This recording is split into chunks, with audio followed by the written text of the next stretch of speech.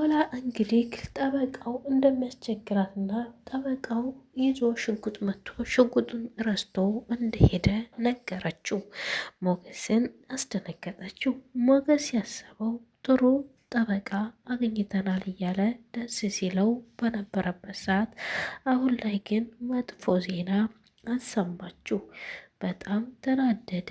እንዴት የህግ ሰው ሆኖ የሰው ሚስት ይፈልጋል? በጣም ያሳዝናል እያለ ውስጡ ተረበሸ።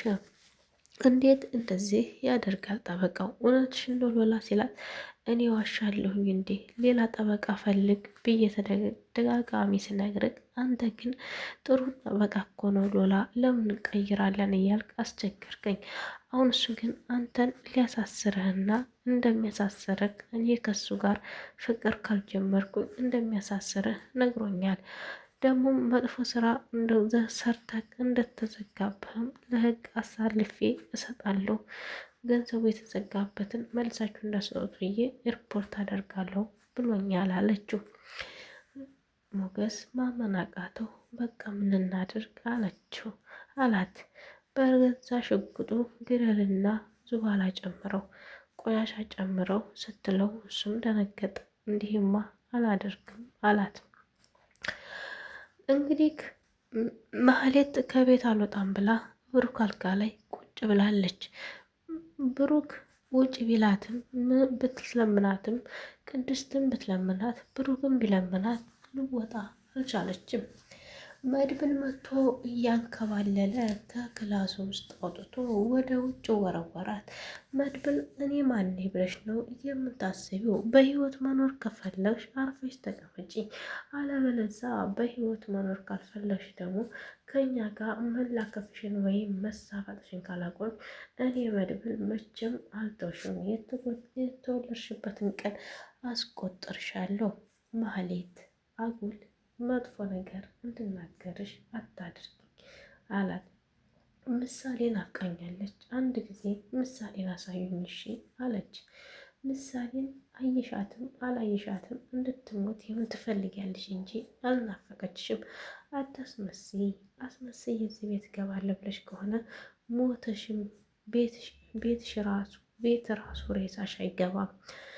ስትገይ ትሰሚኛለሽ? ከዚህ በኋላ የቅድስትን ሰርግና የብሩክን ሰርግ እጠራሽና መተሽ አብረሽ ሰርጉን ትካፈይናለሽ አላት። አዎ ሰምቻለሁ እኮ ቅድስትና ብሩክ እንደሚያገቡ መብሩክ ብያለሁ አለችው። መድብል እኔ ዘፋኝ ነኝ፣ ዘፈኔን አሁን እለቅና የእነሱ ሰርግ ቀን በእኔ ዘፈን ነው የሚጨፈረው አላት። እኔ እኮ አግባኝ ወይም አብረን እንኑር መልሰኝ አላልኩትም። እኔ ያልኩት እየራበኝ ነውና አስጠጋኝና ከእናንተ ጋር ልኑር ወይም ሰራተኛችሁ አድርጉኝ ነው እንጂ ያልኩት ብሩክ ታርቀን እንደ ድሮ ባልና ሚስት ሆነን እንኑር አላልኩም አለችው። ከዛም እሱም መድብል እንዲህ አላት፣ በፍጹም እንኳን ሰራተኛ አልፈልግም ቅድስት፣ ለነሱ ሆድ ብቻ ሁሉም ስራ መስራት የምችል ጠንካራ ሴት ናት አላት። ቅድስት ምንም አይነት ሰው አትፈልግም፣ ጠንካራ ናት። እንዳንቺ ተቀምጣ የምትበላ ሴት እኮ አይደለችም። በጣም ጎበዝና አስተዋይ ልጅ ናት። ለማንኛውም ሰርጋቸውን አብረሽ እንድትካፈይ።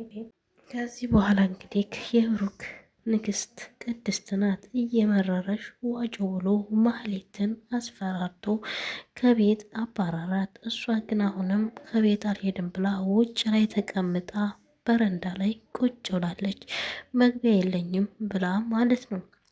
እንግዲህ እሷ መግቢያ እንደሌላት ታስታውቃለች። ምክንያቱም እዛ ሄዳ የሚጠብቃት የዝና ብድር ነው። ዝና ደግሞ እዛ ስትሄድ አይለቃትም፣ መቼም ቢሆን አይለቃትም፣ ይወቃታል።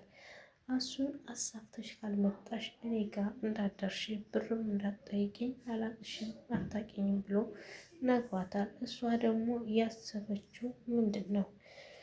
እሱን እንደዚህ አግባብታ እሺ ብሏት አዝኖላት መልሷት ከብሩክ ጋር እየኖረች ከዛም በኋላ ብሩክ ድጋሜ ለማሳሰር ነበር ከዝና ጋር የተመካከሩት። ዝና ኤፍራታ ጋር ደውሎ ኤፍራታን ነገራት። እኔ ሳልገልሽ የተውኩሽ አቅቶኝ ሳይሆን ለምሳሌ እኔ የተውኩብሽ ምክንያት አንድ ነገር ለምሳሌ ልጥቀስልሽ አላት። ምንድን ነው አለ። ለማህሌት ብዬ ነው። ለማህሌት ብዬ በተውሽ አንቺ ጭራሽን የተወኝ እንዳይመስልሽ። እኔ መቼም አንቺን ለመግደል አጥቼሽ አላቅም። ግን ማህሌት አሳዝናኝ ነው። እህቴን እንዴት ትገላለች? ለምን ብላ እሷ እንትን ባትለኝ ኖሮ እኔ አንቺን ደፋሻለሁ፣ መቼም ቢሆን አልተውሽም ብሎ ዛተባት። እንደዛ ሲላት እሷም በጣም ገረማት። እኔ ቤት እኮ አይደለሁም አለችው። አሁን የት ነሽ ቢላትም ይገለኛል ብላ ፈርታ ዝም አለችው። ቤት ከሆንሽ ንገሪኝ፣ የት ነሽ? ውጭም ከሆንሽ እንገናኝ አላት። አይ እኔ የለሁም አሁን ከሰው ጋር ነኝ፣ ወደ ውጭ ወጥቻለሁ ብላ ነገረችው። ዝና ግን የዛን ቀን መጥቶ ሊገላት አስቦ ነበረ። ማህሌትም ብሩክ ቤት ስለነበረች ዝና ግን ለምንድን ነው ይሄን ያክል ጭካኔ የነካው?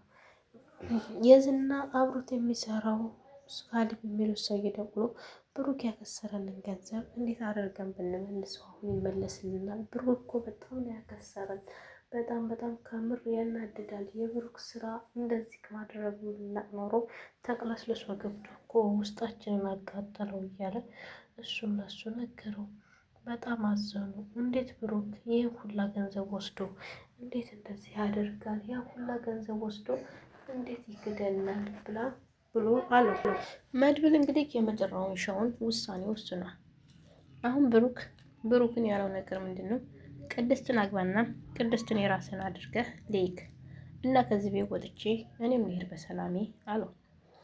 ግን ከማህሌት ጋር እማለሳለሁ ምናምን ምንትል ተሆኑ እኔ መድብል ወንድምክ እንዳልሆን ከዚህ በኋላ አረጋግጠክ ያዘው አለውና ነገረው።